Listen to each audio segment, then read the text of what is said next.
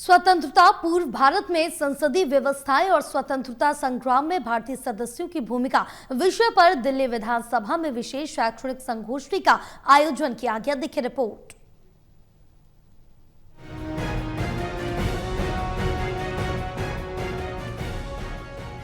दिल्ली विधानसभा में स्वतंत्रता पूर्व भारत में संसदीय व्यवस्थाएं और स्वतंत्रता संग्राम में भारतीय सदस्यों की भूमिका विषय पर एक विशेष शैक्षणिक संगोष्ठी का आयोजन किया गया। संगोष्ठी का उद्देश्य 1911 से 1946 तक विदेशी शासन काल में संसदीय संस्थाओं के विकास की पुनः समीक्षा करना और उन भारतीय विधेयकों के योगदान को रेखांकित करना है जिन्होंने राष्ट्र की स्वतंत्रता की दिशा में विधायी मंचों का उपयोग किया। इस अवसर पर विधानसभा अध्यक्ष विजेंद्र गुप्ता ने कहा कि ये ऐतिहासिक चिंतन आज के लोकतांत्रिक मूल्यों और संसदीय संस्कृति में भी प्रासंगिक है।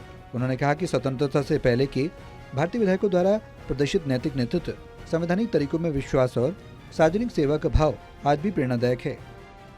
जो कहा जाता है कि अगर संसद के इतिहास में सबसे लंबे समय तक तथ्यों पर आधारित किसी ने अपना वक्तव्य रखा और इसी ऐतिहासिक सदन के हमारे सदस्य यहाँ बैठे हैं, वो भी गौरवान्वित होंगे जब वो इस सदन में उन्हीं सीटों से बोल रहे हैं जहाँ से हमारे फ्रीडम फाइटर्स ने इस देश को अलग जगाई थी।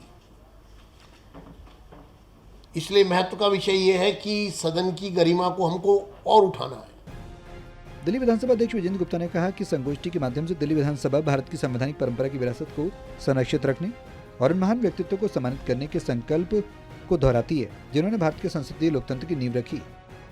दिल्ली से टोटल टीवी के लिए कैमरामैन पवन शर्मा के साथ जितेंद्र शर्मा की रिपोर्ट।